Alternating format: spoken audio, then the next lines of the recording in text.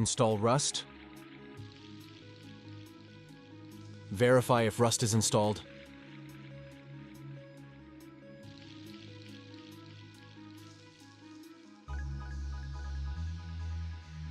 Verify if NDK is installed.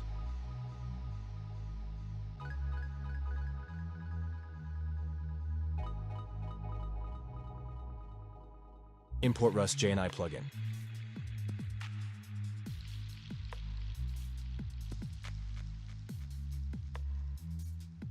Apply plugin settings.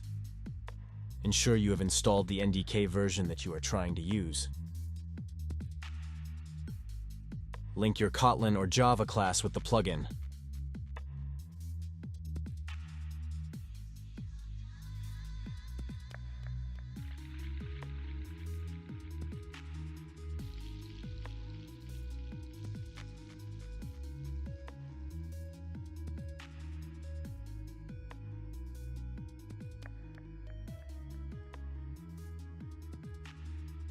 This is the auto-generated Rust code.